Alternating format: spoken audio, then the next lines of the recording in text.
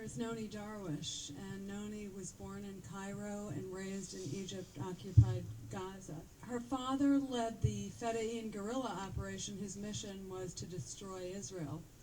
He was killed in a battle with the Israelis and honored as a national hero, a shahid.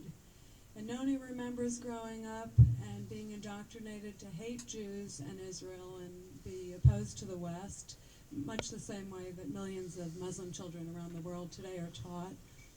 She moved to the United States in 1978 and is a writer, public speaker, and interpreter. Nonie just published her first book, Now They Call Me Infidel, Why I Renounced Jihad for America, Israel, and the War on Terror. Nonie Darwish. Thank you very much. It's a pleasure to be here today. When I spoke at UC Berkeley just a couple of weeks ago in the Islamofascist week, I was discussing the oppression of women.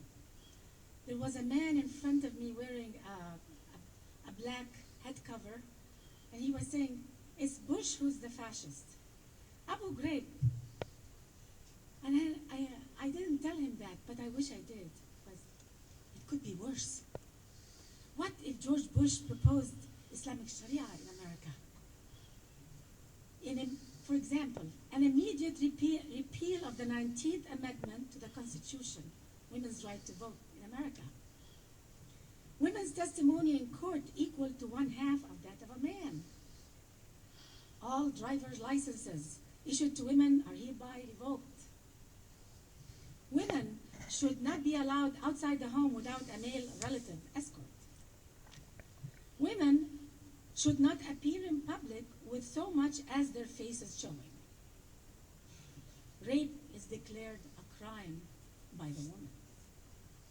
The penalty of rape or any other extramarital sexual indiscretions is death by stoning. Hand-holding by couples in public is hereby banned.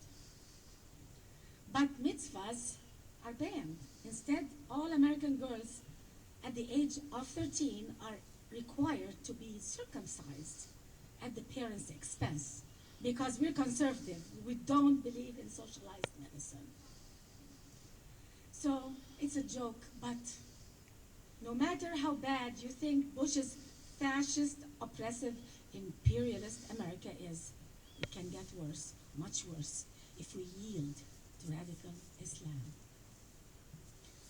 One of the founders of today's radical Islam, his name is Maulana Abdel Maududi.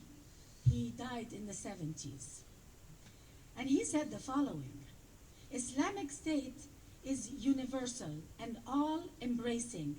It seeks to mold every aspect of life and activity in consonance with its moral and program of social reform. In such a state, no one can regard any field of his affairs as personal or private.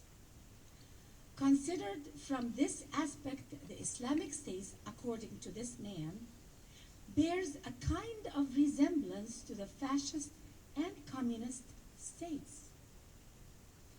Please note that Maududi's comparison with the fascist and communist state was not meant as a negative. That makes Islam more than a religion. The United States must understand that Islam is more than a religion. It is a one-party fascist state with a very elaborate legal system that can put you to death if you leave it. Sharia must guarantee there is no defection from the Berlin Wall of the Islamic State. There is so much laws in Islam to prevent any person from leaving it or standing against it. And women especially are in a predicament in the Muslim world because what's oppressing women in Islam? It's Sharia Islamic law. Bottom line, it is the law. When a woman goes to court, she loses to the man because her testimony is half the value. because of all the laws stacked against her. But what does a Muslim woman do? We hardly hear of a feminist movement in the Muslim world. Where is the Muslim feminists? Very few of them exist. I just got an email from an Arab feminist. Her name is Ghada Jamshir, who is currently banned by the government of Bahrain from writing or talking to the media. Many feminists, one of them is from Egypt. She had to leave Egypt because there is a death threat against her. They are all called apostates. And a large number of the intellectual Muslim women are against them.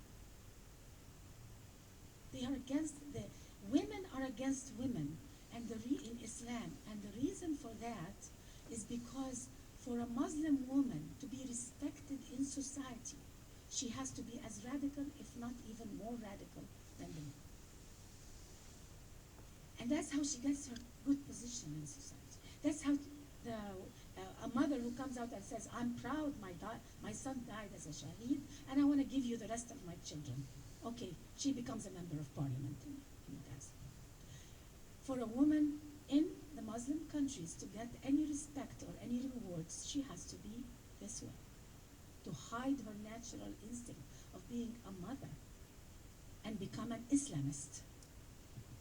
And that is the predicament of Muslim women, because they regard Sharia law not as a man-made law, but as Allah's law. So to stand against Sharia is to stand against Allah. And that's why many of the feminists in the Muslim world, their worst enemies are other Muslim women. And women who stand up with pride and telling the media that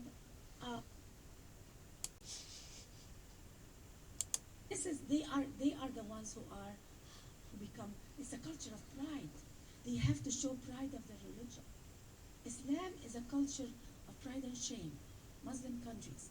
So they are so ashamed of speaking negatively against their own persecutors in front of non-Muslims. This is very strong in Arab culture, to always look as with pride of their religion. And in the 1920s, there was a feminist movement in Egypt, led by Hoda Sha'arawi. Guess what Hoda Sha'arawi did? She stood in the middle of the railroad station in Egypt, Cairo, and she took off her burqa and threw it and said, we're all liberated. And at that time, the British were ruling Egypt, so she was protected a little bit. And radical Islam was not as strong at that time. And that's why, thanks to Hoda Sha'arawi, my grandmother never had a burqa. My mother looks like a Western woman until today. And my sisters, nobody wears. Lo and behold, I never wore this. When I came to the States and I attended the mosque for the first time, the first thing they asked me, don't assimilate in America. And by the way, where is your Islamic clothes? I said, I never wore it before. I never wore Islamic clothes. A lot of people think that everybody who comes from the Middle East, they took off the burqa before coming to America. No, I never wore it. But lo and behold, to be a good Muslim American, you have to go and wear your Islamic clothes. And Egyptian women who came with me, some of them were radicalized and wore the head cover from head to toe right here in America, because radical Islam has come to America. And what happens is the sign of our oppression in the Middle East, which is this burqa or this Islamic cover, has become in America this ethnic look a sign of power. Suddenly you see in America women are wearing it with pride.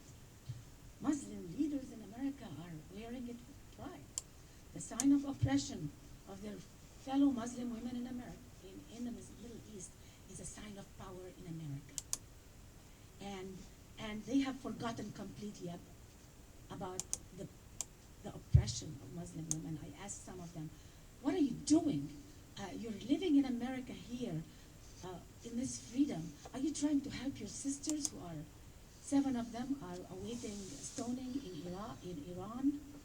What about the court system, the Sharia courts, and how they treat women in the Middle East, they don't care.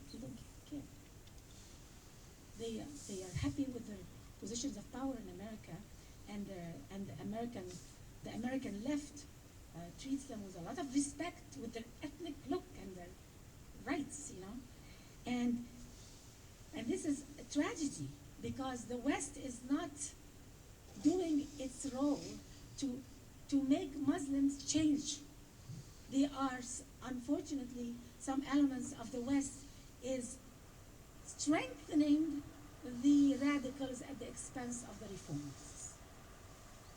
For example, when Nancy Pelosi went to Syria, Syria is a Ba'athist state, it's not an Islamic state. What did she do? She met the president of Syria and she put a scarf. She put a scarf, his own wife does not wear a scarf. The Egyptian president's wife does not wear a scarf. I received email from Arab feminists telling me, what is Nancy Pelosi doing? She's making our job harder. So the far left in America is making the job of the reformists in the Middle East harder. You are not doing us a favor by standing with the radicals and ignoring us, the reformists.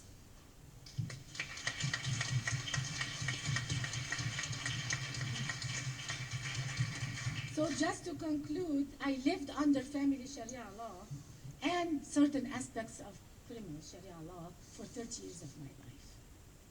And I want to tell you, my view of myself was very different from now. America has given me self-confidence, it has given me dignity to look at myself as a woman. When I was living in the Middle East, I felt like a second-class citizen because I was a woman. Because this is the message you get even from men, even from other women.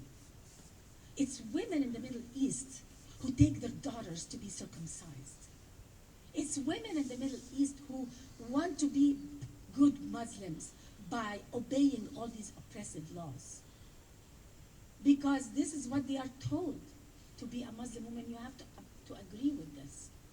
So this, that's why many Muslim women feel that they must accept their destiny as second-class citizens. Because under Sharia, this is Allah's law. They think we have to obey it. What can we do?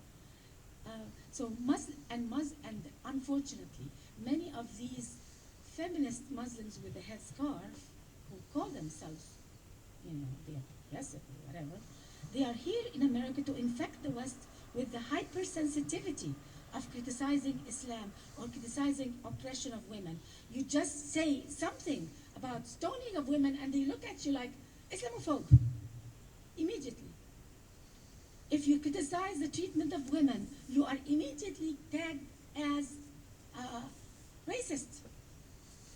You hate Islam. So I'm not supposed to defend the position of Muslim women if I don't want to be called names in America. And unfortunately, the far left agrees with them. So the slightest criticism has become an insult to Islam among Western intellectual elite. Not enough people care about Muslim women simply because many Muslim women defend it. We have to admit we don't have enough Muslim women speaking against the oppression of Muslim women. And so the Huda Sha'rawis of the old 20s is gone. Her movement is over. In the 70s, women in Egypt are all wearing the head cover and the Islamic outfit, accepting their second-class citizenship. Her movement is over because radical Islam has won in the Middle East. And I hope it's not going to be winning in America. Thank you so much.